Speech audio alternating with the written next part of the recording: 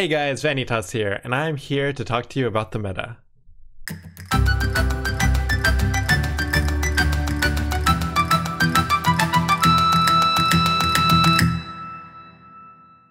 Today's video is about the current state of the Gwent meta since the Midwinter update, why a lot of matches feel samey, and how it can be fixed. So before I go into the specifics, I'm going to frame the game in a way that will make it easier for me to make my points. So first, every card in Gwent exists to help you win the game, obviously, and there are 4 ways it can do so, and a lot of cards help you in more than one of these ways. The first way is maximizing the point swing on the current turn. Some cards that fall into this category would be Ciri Nova, which gives you 25 points at once, Geralt Igni, Scorch, which can, have basically an unlimited cap on how many points can swing in your favor.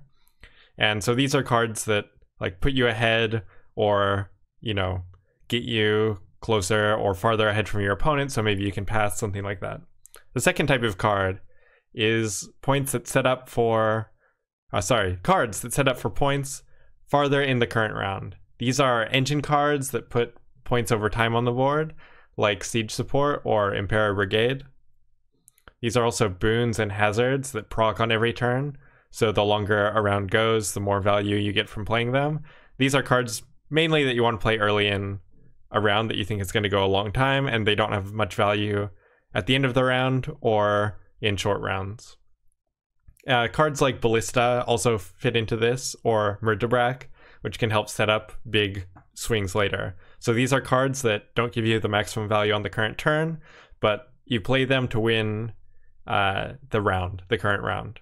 The third way is cards that set up for points in future rounds. This includes the classic carryover units with the resilient tag, card advantage spies that give you last turn advantage or an extra card to be used in future rounds. Cards like Olgierd or Ronvid that come back from the graveyard, and in Ronvid's case, help set up your engine, is kind of an engine to set up for your machines in future rounds.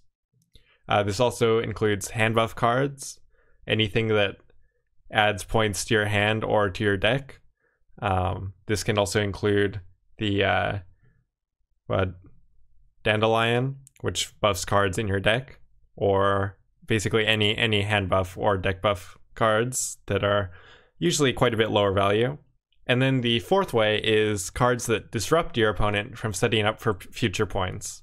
That would be like killing carryover. So this is mostly removal, but it can also be hand manipulation cards like Swears, can help you prevent your opponent from getting future points.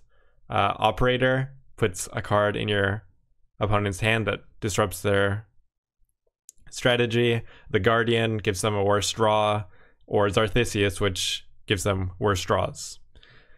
So those are the 4 main ways. It's actually 3 ways, and then one of them is the opposite of the second and third, which is preventing your opponent from doing those things.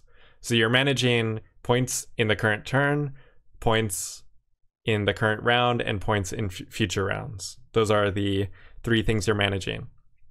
But with the latest patch, we saw many of the cards that set up for future rounds, mostly the straight carryover cards, get nerfed pretty heavily, and actually nerfed in the previous patch before that as well. But carryover was killed so hard in this patch that I believe it's completely thrown off the balance of the game. Without the threat of carryover, players can rely on their big bomb cards like Ciri Nova to win them a short round 3. In previous patches, you would have Ceres decks could get so much, you could build them up. Ceres, or even in older patches, Queensguard decks, you could buff them so much in previous rounds that a 25-point Ciri Nova, you don't care about that too much because you can make a 25, a 30-point play with other cards. But now, without the threat of that carryover, the Ciri Nova can basically win you a short round 3. But only if you have the last turn, so you know that it can't be countered. Otherwise, your opponent can just play Geralt Igni, and your 25-point play turns into their 30-point swing. So, if short round 3 and last turn can win you the game, how do you guarantee that? Well, if you win round 1, even a card down, and then you dry pass or spam Silver Spies on round 2, you can guarantee turn advantage in round 3. So what that means is that winning round 1 becomes imperative, and thus every deck is built around winning a long round. With engine cards, removal for your opponent's engine cards, that sort of thing. They're just built for, it kind of turns Gwent into a one-round game, a lot more than it has before. So if the strongest strategy in the structure is winning a very long round 1, using round 2 just to gain card advantage, and then winning with last move advantage in round 3, then whatever decks are the best at executing this strategy will wind up the king of the meta. If you have all the decks trying to do the same thing and one is just better than the other, then that other deck becomes obsolete.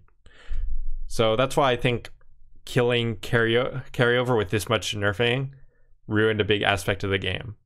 It makes the cards that do give carryover, like Elven War Dancer, an uncounterable one, or Olgierd, far more powerful than they should be based on their point value and based on how they have been in terms of strength in previous patches.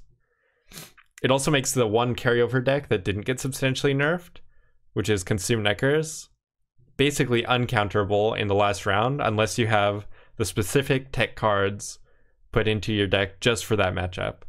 And I know it's not a pure carryover deck, but that's one of those deck buff decks where you're spending your round 1 and 2 just buffing up your Neckers.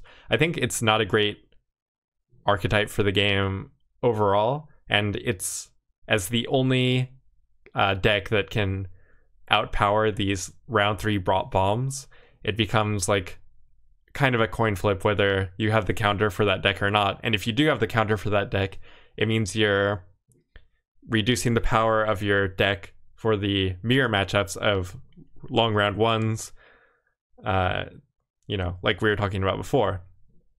So it's kind of this weird rock, paper, scissors thing. All right, so a lot of people were really happy that carryover got nerfed really hard, and I would say that it's been too strong in the past.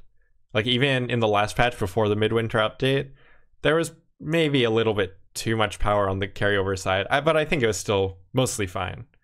But the current over nerf to carryover has led to a meta that's quickly gone stagnant, where even different matchups can feel samey because they're all playing for the long round 1, with, like I said before, the exception of Consume Neckers. And that removal of carryover, plus the gradual movement towards gold, silver, and bronze cards to be worth almost the same in terms of power, has killed a lot of what made Gwent unique as a 3-round system. So instead of, preserving your golds for the last rounds or spending your golds to build carryover for rounds 2 and 3 in the first round, now it's basically throw everything you have at round 1 and then win again in round 3 with with turn advantage.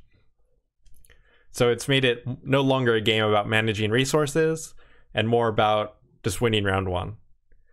And I think the create mechanic, for all of its flaws, is kind of somewhat saving the meta from becoming even more stale than it seems already, since the randomness of the cards makes it so it's a little bit harder to figure out which decks that follow this long win round 1 strategy are actually the best. So yeah, that's what I have to say about the current state of the meta. I think killing carryover was a mistake, and I know lots of people are happy about it, but I hope if you found this patch underwhelming from a meta or deck diversity standpoint, that maybe this sheds some light on what's wrong.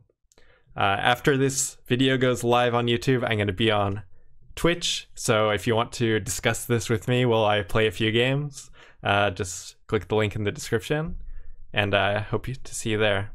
Let me know what you think in the comments down there. Don't give me a thumbs down unless you think the video sucked. Give me a thumbs up if you liked it. Whatever. See you guys next time. Bye bye.